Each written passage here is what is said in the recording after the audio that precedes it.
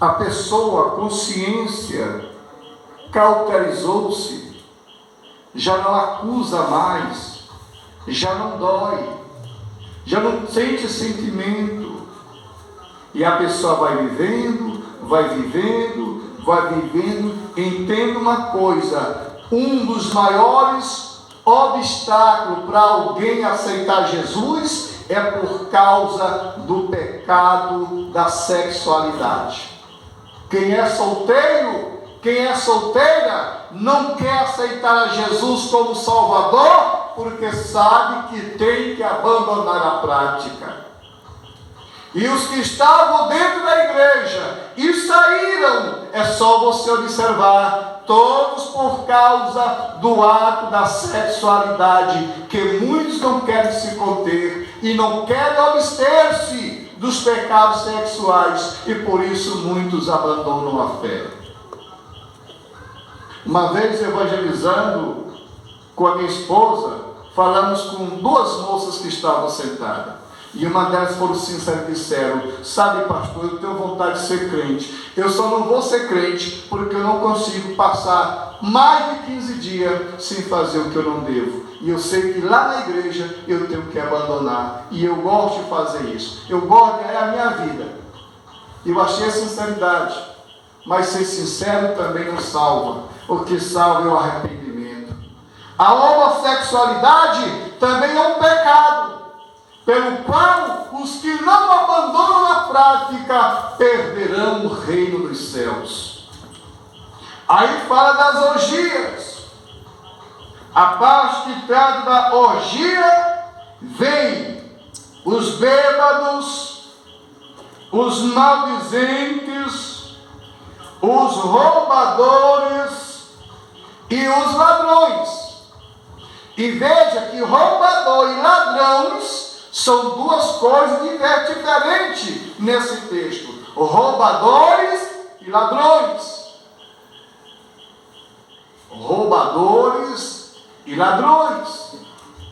O tempo não dá para mim expor isso aqui, mas você pode fazer uma conjectura e examinar item por item. E nós observamos em Gálatas, no capítulo 5, e no versículo 19, que o apóstolo continua dizendo que estes males são fruto da carne. É onde você descobre quem é espiritual e quem é carnal no meio do povo de Deus. E ele diz assim: porque as obras da carne são manifestas, as quais são prostituição, impureza e lascívia, tratando também da questão sexual. E dessa questão sexual não é só a prostituição, não só o adultério, mas a pedofilia é pecado. E pedófilos que não se arrependem e não abandonam o pecado não herdarão o reino de Deus. E essas coisas não são ensinadas nas igrejas por aí. Aí ele continua: prostituição, que tem a ver com relacionamento sexual de jovens, ou jovens com casados, ou casados com jovens, ou casados com eixos conjugais. Isso fala também da lascívia e da impureza, que tem a ver com a maldade interna que só o Espírito Santo descobre. Aí trata novamente, no versículo 20, sobre o pecado da religiosidade. E ele diz: idolatria. E aqui vai tratar novamente do pecado de religião, que é o ato de venerar a imagem de escultura e não adorar o verdadeiro Deus. E aí ele continua: feitiçaria. E feitiçaria, irmãos, vai muito além dos terreiros de macumba. Tem a ver até com crentes que consultam o horóscopo pelas revistinhas. Eu vou ver como é que está meu futuro. Mas o futuro do crente está nas mãos do Espírito Santo. Isso é feitiçaria. Mandinga. Olha, irmãos, e aí ele continua.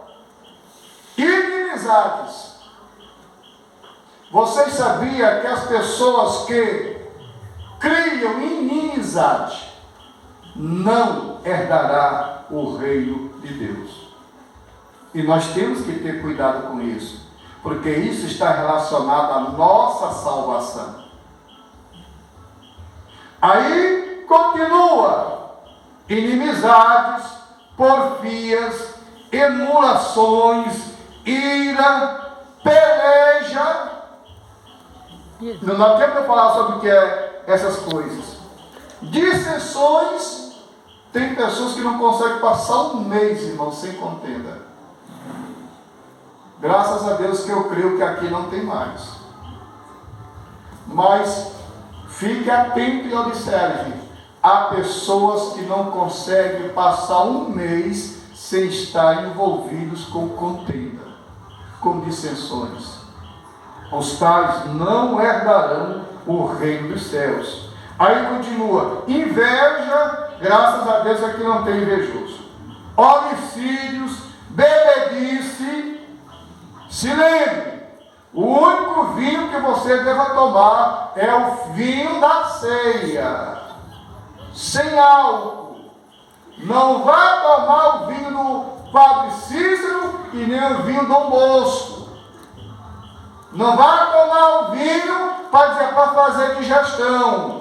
Vai nessa não engano do diabo. Aí continua: glutonaria e coisas semelhantes a estas, acerca das quais vos declaro, como já antes vos disse, que os que cometem, escute, não é os que cometeram, é os que cometem, os que estão habitualmente vivendo nessas práticas, não herdarão o reino de Deus. Que Deus nos guarde do seu amor. Que nós venhamos permanecer crentes em nome de Jesus.